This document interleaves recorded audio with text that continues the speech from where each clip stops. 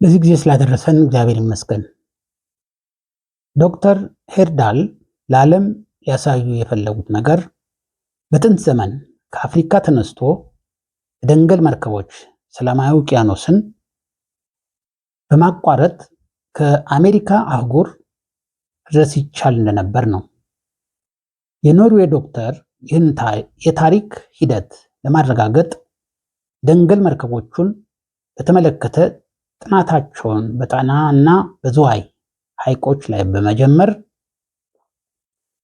በጥንት ግብፃውያን ዘንድ የነበረውን የአባይ ወንዝ ምንጭ ከጨረቃ ተራሮች ስር ነው የሚለውን እምነት ከተራራማው የጣና ሐይቅ ጋር በማያያዝ የጥንት ኢትዮጵያውያን የውልደት ስፍራ ናት ብለው ወደ አመኑባት ኢትዮጵያ በመምጣት መርከቦቹን ለመስራት የሚያስፈልጋቸውን ረዣዥም የቄጠማ ሳር ዝርያ የሆኑ ደንገሎችን ከጣና ሐይቅ ዙሪያ ሰብስበው ከቻድ ባስመጧቸው ሰራተኞች ጋር መርከቦቹን በኢትዮጵያ ውስጥ በጣና ሐይቅ ዙሪያ በመስራት ከሰሜን አፍሪካ ተነስተው በተለያዩ አትላንቲክ ውቅያኖሶች ደሴቶች ወይም ባርባዶስ ላይ በማረፍ አሜሪካ አህጉር ድረስ ተጉዘው የጥንቱ ዓለም የባህር ላይ ጉዞ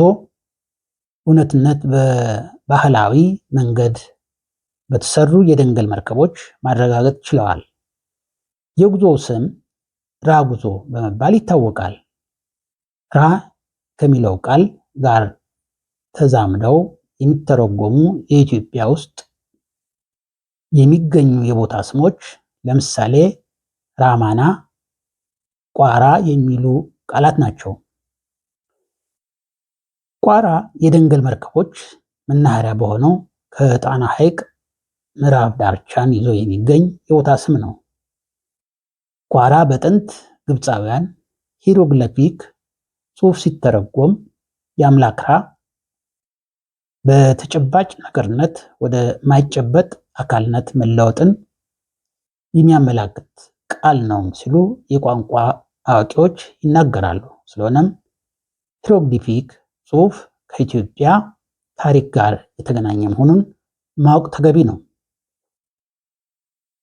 አስቻለው ከበደ በ1995 ዓ.ም እንደጻፉት በኢትዮጵያ ያሉ አገዎች የሥላሴ ምስጢር ሲያመሰጥሩ አብ ቋራ፣ ወልድ ቋራ፣ መንፈስ ቅዱስ ቋራ በማለት ሥላሴን በፀሐይ መስለው ያስረዳሉ።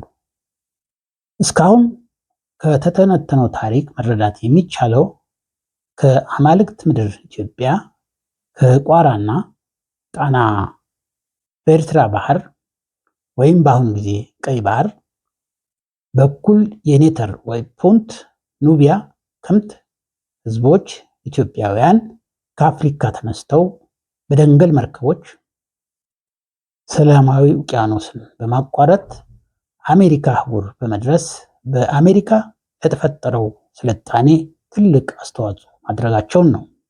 በአሁኑ ጊዜም ቢሆን በጣና ሐይቅ ላይ የሚገኙ እስከ 30 ኩንታል መጫን የሚችሉ የደንገል መርከቦች እንዳሉ ይናገራሉ። በተጨማሪም ፊሊፕ ብሪግስ በ1991 እንደ አውሮፓውያን አቆጣጠር እንዳብራሩት በጎጃም ባህር ዳር የሚገኘው የጣና ሐይቅ የሚገኝበት ከፍታ 1830 ሜትር ሲሆን የጣና ሐይቅ ከኢትዮጵያ ውስጥ ካሉት ሐይቆች ትልቁ ሲሆን ሐይቁ የሚገኝበት ቦታ ስፋት 3673 ስኩዌር ኪሎ ሜትር ነው። የጣና ሐይቅ የሚገኝበትን የቦታ ስፋት 3673 ስኩዌር ኪሎ ሜትር መሆኑን ገልጸዋል። አሁን ያለው የጣና ሐይቅ ስፋት እንዲሁም ጥልቀት ምን ያህል ነው? ሊቃውንት ጥናትና ምርምር በማድረግ ማወቅና የጣናን ሐይቅ መንከባከብ ይገባናል። የጣና ሐይቅ ቅዱስ ነው። እንዲሁም ኢትዮጵያ ቀደም ባለው ጊዜ ከዓለም ጋር ያለው ግንኙነት የቆየ መሆኑን ያሳየናል። መምህርና ደራሲ ነጋ ገረመው ታምራት ለዛሬ አበቃን። መልካም ሳምንት።